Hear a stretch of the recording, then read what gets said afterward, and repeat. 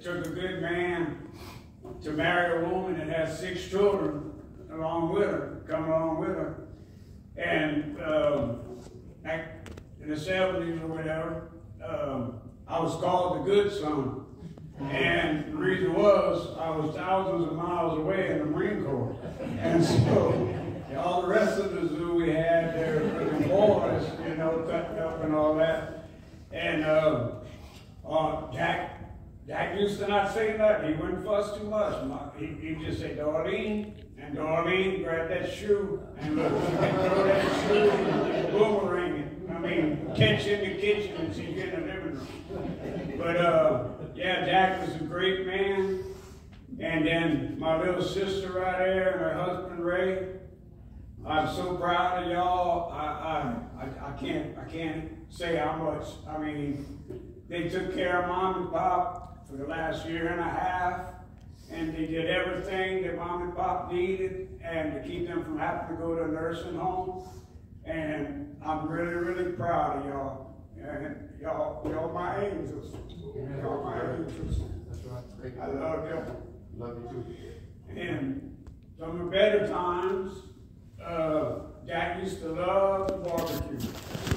And we'd always go to Mom's, and we'd have a barbecue over there, and back when Jack drank a little bit, and you know, it'd be cutting up, and we'd be having some good times.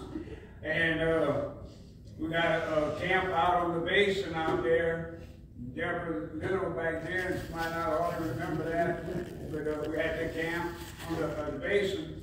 And we go out there on the weekends, and Barbara and Jimmy and her kids, and then Mom and all of us would all go out there to the camp. And Jack would barbecue, we'd have a big campfire and everything, and that was some of the better times in life. And Jack, like I say, he was a hard-working man. And he worked for Pepsi Bottling Company for a good while. Then he also worked for Toby at Unlimited Supply. And it reminds me of a funny story there. Jack and Mama, they went down to Fouchon with a trailer one night. And they brought a load of stuff down to Fouchon.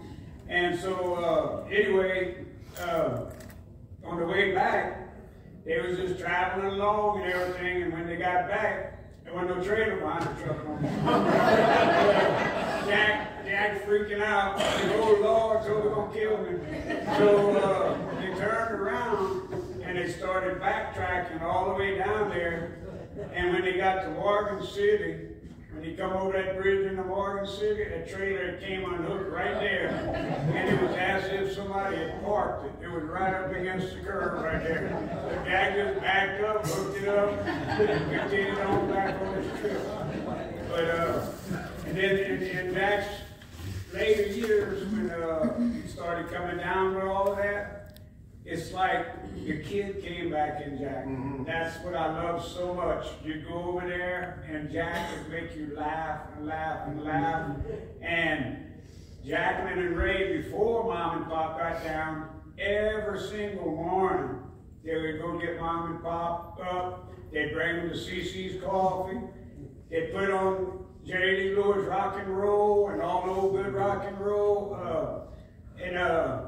Mom would be in the back with her hands all going, you know, and then Jack would be singing right there. And that was some happy, happy times that they did that until they got down to where they were bedridden. And then Jack still kept them happy. I mean, they was down in the bed, and I mean, I'd be over there visiting, and I mean, she'd do stuff, I mean, just have them laughing. I mean, you really did a great job, Jacqueline, Ray, both y'all, and I'm so proud of y'all. That's about, I guess, it. Yeah. Good job.